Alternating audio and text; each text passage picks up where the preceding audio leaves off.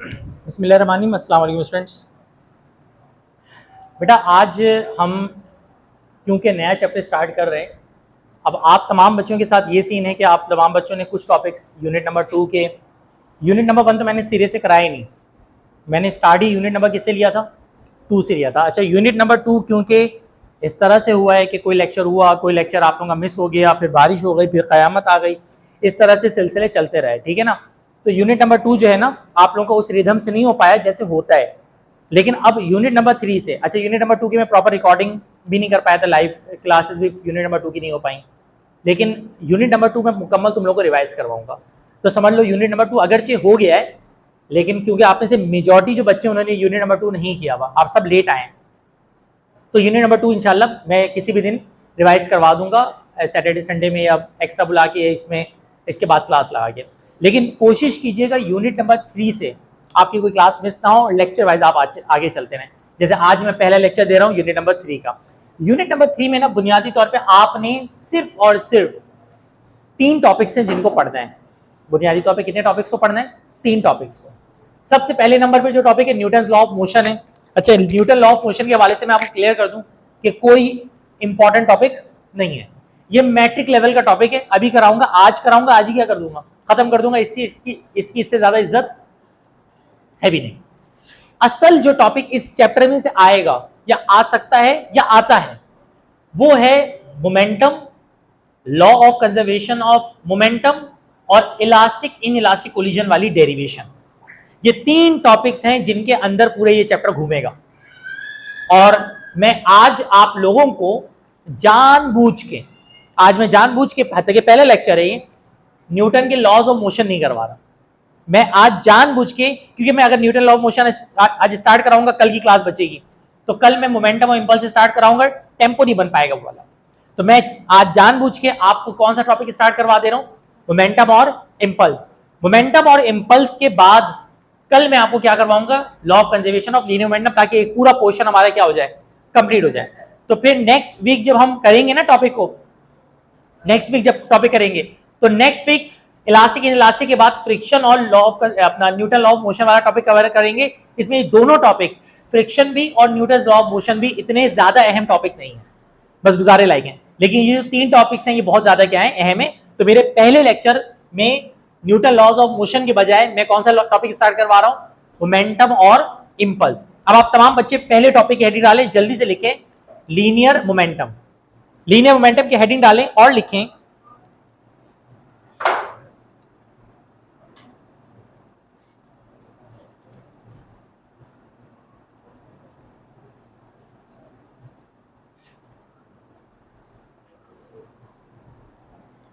Momentum. Linear momentum की heading डालें और लिखें लीनियर मोमेंटम। ये पहला टॉपिक है हमारा जो स्टार्ट हो रहा है, इसको लीनियर मोमेंटम भी कहते हैं, और इसको सिर्फ और सिर्फ अगर मोमेंटम कहें तो भी समझ जाएगा कि यही वाला टॉपिक पेपर में आया है। देखिए, it is the quantity of motion, it is the quantity of motion possessed by a body, it is the quantity of motion possessed by a body, it is the quantity of motion possessed by a, it is the quantity of motion possessed by a body, full stop डाल के लिखो, it is the product of, it is the quantity of motion possessed by a body, it is the quantity of motion possessed by a body, it is the quantity of motion possessed by a body, full stop डाल के लिखो, it is the product of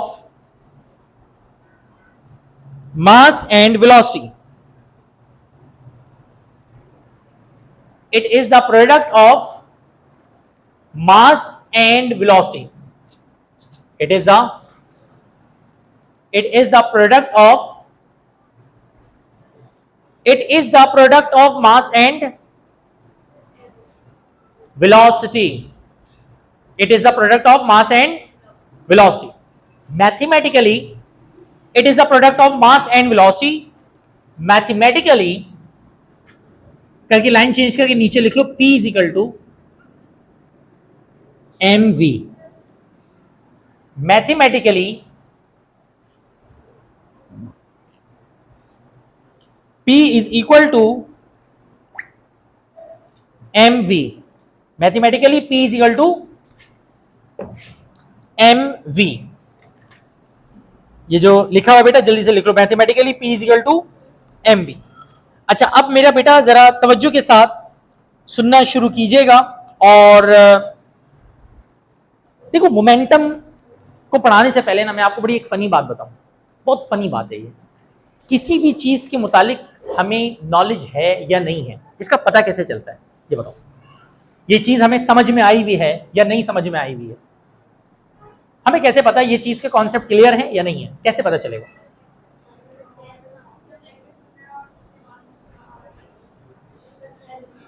हैं? जब क्या हो? Rest ना हो। अच्छा, टेस्ट। और जब हम उसे एक्सप्लेन कर सकें। बहुत सारी चीजें ऐसी होती हैं जिनको हम एक्सप्लेन नहीं कर सकते, जिनको हम एक्सप्लेन जो कर सके वो तो टीचर होता है। बहुत सारी चीजें ऐसी होती हैं जिनको हम एक्सप्लेन नहीं कर सकते, लेकिन उसका कॉन्सेप्ट हमारा क्लियर होता है। मैं आपको समझा देता हूं। टाइम, पता है ना टाइम क्या होता है? जरा एक्सप्लेन कर दो मुझे टाइम। आप में से कोई भी नहीं कर पाएगा टाइम को एक्सप्लेन। डेफिनेशन, 2 लाइन की डेफिनेशन दे दो मुझे टाइम की जरा। Define time. हत्ता कि टाइम का कॉन्सेप्ट क्या है? अब मैं आपको बताऊं, मैं आपको जो बात बता रहा हूं बड़ी यूनिक बात है। किसी भी चीज के मुतालिक आपका कॉन्सेप्ट क्लियर है या नहीं है, इसका पता ऐसे चलता है कि अगर वो वर्ड आपके सामने बोला गया और उसके मुतालिक एक खास इमेज आपके जहन में बन गई, उसके मुतालिक एक खास इमेज बन गई आपके जहन में, तो समझ जाए उस चीज के मुतालिक आपका कॉन्सेप्ट है। और अगर इमेज नहीं बनी तो समझ जाइए कि उस चीज के मुतालिक कोई आपका कॉन्सेप्ट नहीं है। मैं एग्जाम्पल देता हूं, देखो इसी तरह बंदे के मुतालिक भी होता है। अगर आप किसी को जानते हैं ना, तो हमेशा उसके मुतालिक एक खास क्या बनेगी, इमेज बनेगी। दानिश को आप जानते हैं, मैं बोलूंगा ना सर दानिश, फौरन से इमेज आएगी सर दानिश। लेकिन मिसाल के तौर पे एक नाम है अबरार, आप नहीं जानते, मैं बोलूँ अबरार, कोई इमेज आ रही है? जहन में नहीं आ रही, क्योंकि अबरार को आप जानते ही नहीं है। मैं जैसे ही नाम लूंगा किसी और टीचर का और आप या किसी और बंदे का जिसको आप जानते हो, तो आपके पास इमेज आ जाएगी। इसी तरह से कॉन्सेप्ट का होता है। अब मैं एग्जाम्पल देता हूं, मैं आपके सामने एक वर्ड यूज कर रहा हूं, मास। मास, जैसे मैंने बोला ना मास, ये मास की बात नहीं कर रहा मैं, मास की बात कर रहा हूं, ठीक है? मास, आप भले से मास को डिफाइन ना कर सके, भले से आपको मास के फॉर्मूलाज नहीं पता हो, कुछ नहीं, लेकिन एक खाका जरूर बन गया, मास। ठीक है दादा, मास मतलब वजन, कोई चीज कितनी वजनी है, ऐसा ही है। चलो मैं एक और वर्ड यूज करता हूं मास के बाद, लेंथ। जैसे मैंने लेंथ बोला एक खास इमेज बनी होगी, लेंथ, लंबाई, लंबाई, सही है? मस्ती नहीं करो बेटा, इधर देखो, मास, लेंथ। चलो टाइम, एक खास इमेज बनी होगी, टाइम, यार जो वक्त लगता है वो टाइम होता है। डिफाइन आप नहीं कर सकते, एक्सप्लेन आप नहीं कर सकते, लेकिन इसका मतलब यह है कि आपका कॉन्सेप्ट बना हुआ है, पता है आपको टाइम क्या चीज होती है। अब मैं बोलता जा रहा हूं, जल्दी जल्दी देखना था, इमेज बनती जाएगी। और कुछ चीज ऐसी आएंगी जिनकी इमेज नहीं बनेगी, जिनकी इमेज नहीं बनेगी, समझ आना, इसका पढ़ा हुआ तो है कॉन्सेप्ट क्लियर नहीं है। बोलता जा रहा हूं मैं, मिसाल के तौर पे टाइम, इमेज बन गई। इलेक्ट्रिक करंट, इमेज बन गई। टेम्परेचर, इमेज बन गई। स्पीड या वेलोसिटी, रफ्तार, कितनी तेज बॉडी मूव कर रही है। मोमेंटम, कोई पिक्चर जहन में आई नहीं होगी, एरर आ गया है। इधर देखो, मैंने मास बोला, जैसे मास के ऊपर आपको एक सुन के सेटिस्फेक्शन मिली थी, क्या यार पता होता है मास क्या है। टाइम को जैसे सुन के मिला, स्पीड को जैसे मिला, करंट को जैसे सुन के मिला, मैंने आपके सामने बोला मोमेंटम, बस मोमेंटम। कुछ बना जहन में खाक? नहीं बना। इसका मतलब क्या है? मोमेंटम का रट्टा लगा हुआ है, मोमेंटम की डेफिनेशन क्लियर है, मोमेंटम का फॉर्मूला याद है, लेकिन मोमेंटम का असल कॉन्सेप्ट आपको समझ में आया नहीं है। अब मैं समझाता हूं मोमेंटम का असल कॉन्सेप्ट क्या है। मैं जिस एग्जांपल से समझाऊंगा आप सुन के हैरान हो जाएंगे। मोमेंटम की एग्जांपल सुनो। देखो, मोमेंटम की जनरल एग्जांपल ये कि momentum is the quantity of motion possessed by a body, it is a product of mass and velocity, p is equal to mv। बात शुरू हुई, बात क्या हो गई? खत्म हो गई। पिक्चर शुरू, पिक्चर खत्म। ये तो पार्टी शुरू होते साथ ही खत्म हो गई। लेकिन अब मैं जो बोलने जा रहा हूं उसको सुनिएगा तवज्जो के साथ। मुझे एक बात बताएं, तो मोमेंटम के मुतालिक तो डेफिनेशन है ना, मोमेंटम क्या चीज है तो समझ ही नहीं आया अभी तक आपको। अब मोमेंटम क्या होता है इसको मैं समझाता हूं एक छोटी सी एग्जांपल से। देखो कुछ चीजें ऐसी होती हैं जो कुछ चीजों का कॉम्बिनेशन होती है। जैसे मिसाल ले लीजिए, मैं अगर इसकी बात करूं तो ये मेरी शर्ट है या कमीज है।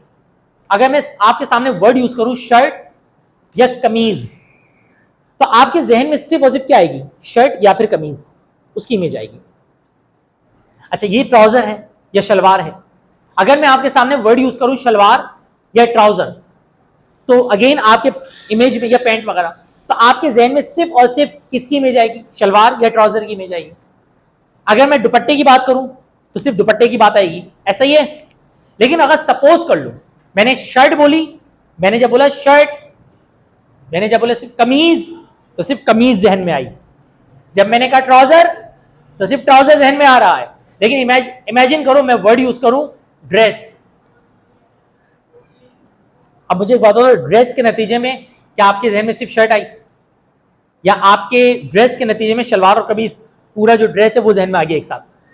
पूरा एक साथ जहन में आ गया। अब सुनो तवज्जो के साथ, जब मैंने बोला मास, कौन जहन में आया? मास। जब मैंने बोला वेलोसिटी, क्या जहन में आया? वेलोसिटी। अब सुनो तवज्जो के साथ, मोमेंटम इज द, जैसे dress is the product of, dress is the combination of shirt as well as trouser, shalwar and kameez. जैसे शलवार और कमीज, ड्रेस का मतलब शलवार और कमीज का मजमुआ है, वैसे ही मोमेंटम है कि मोमेंटम। अब मैंने बोला मास, आपके जहन में आ गया मास। मैंने बोला वेलोसिटी, आपके जहन में क्या आई? वेलोसिटी। लेकिन जब मैं बोलूंगा क्या?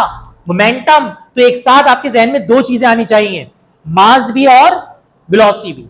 तो बेटा याद रखिएगा, फिजिक्स की दुनिया में अगर हम मास और वेलोसिटी दोनों के इंपैक्ट को मिला के स्टडी करें, उसको क्या कहा जाता है? मोमेंटम कहा जाता है।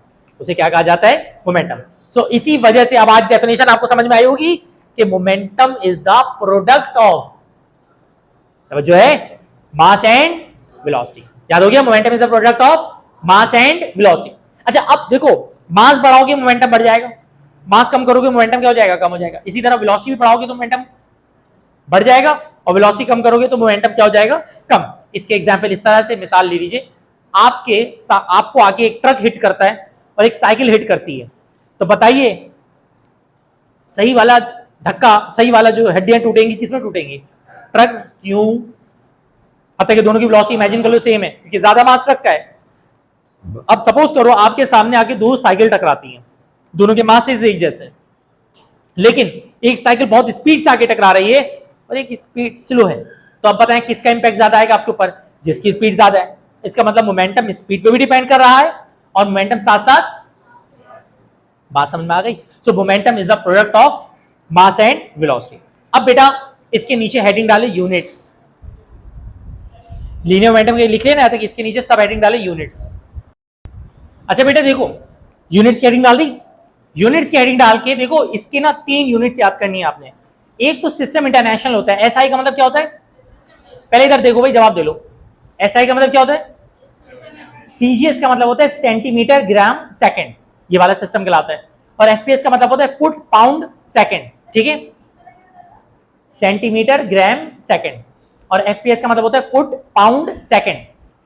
सिस्टम इंटरनेशनल में इसकी यूनिट पता है क्या होती है? देखो, मास की क्या होगी? केजी, और वेलोसिटी की क्या होगी? Metre per second. तो इसकी यूनिट क्या बन जाएगी? केजी मीटर पर सेकंड, और न्यूटन सेकंड भी होती है।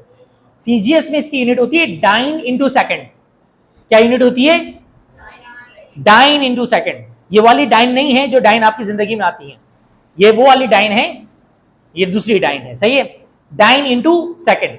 और in FPS its unit is LB second. LB कहते हैं पाउंड को, एलबी किसे कहते हैं? पाउंड को ठीक है, पाउंड इंटू सेकंड। क्लियर हो गया भाई? तो ये आपके पास इसकी यूनिट्स है जो आपने याद रखती है। ज्यादातर यूनिट जो है ये एमसीक्यूज में आती हैं, ठीक है ना? तो मोमेंटम, और फिर उसके बाद हम यहां तक पहुंच चुके हैं। अब इसके नीचे हेडिंग डाल दीजिएगा इंपल्स। इसी के अंदर एक छोटा सा टॉपिक आएगा इंपल्स, उसको भी हाथ के हाथ डिस्कस करते हैं, और फिर हम अपने मेन टॉपिक की तरफ चलेंगे जिसका नाम है law of conservation of linear momentum. Impulse की हेडिंग डाल दे बेटा। बेटा अब इंपल्स के लिए जरा तवज्जो के साथ जरा देखना इंपल्स का क्या मामला है। इंपल्स कहते हैं चेंज इन मोमेंटम को। इंपल्स किसे कहते हैं? Change in momentum. जो मोमेंटम का चेंज होता है ना, मोमेंटम का जो चेंज होता है उसको क्या कहा जाता है? इंपल्स कहा जाता है। और याद रखिएगा इंपल्स जो है बराबर होता है, इंपल्स को नॉर्मल तौर पे जो रिप्रेजेंट किया जाता है वो जे से किया जाता है। जैसे हमारी जो बुक है उसने भी बहरहाल जे से ही रिप्रेजेंट किया हुआ है, जे से किया जाता है। और इसका जो फॉर्मूला होता है वो F इंटू टी होता है, यानी ये फोर्स और टाइम का क्या होता है? प्रोडक्ट होता है। ये फोर्स और टाइम का क्या होता है बेटा? प्रोडक्ट होता है, यानी फोर्स और टाइम का डॉट प्रोडक्ट होता है। तो आप तमाम बच्चे जरा इंपल्स के अंदर लिखें change in momentum, change in momentum या चेंज इन लीनियर मोमेंटम लिख सकते हैं। Change in linear momentum is called impulse. Change in linear momentum is called impulse. Change in linear momentum is called impulse. Change in linear momentum is called impulse. Change in linear momentum is called impulse. Change in linear momentum is called impulse. Change in linear momentum is called impulse. Full stop डाल के लिखो, it is the dot product of force and time. It is the dot product of it is the dot product of force and time. It is the dot product of force and time. Mathematically it is a force product of it is the dot product of it is the dot product of force and time. It is the dot product of force and time. Mathematically करके बेटा ये जल्दी से formula लिख लो।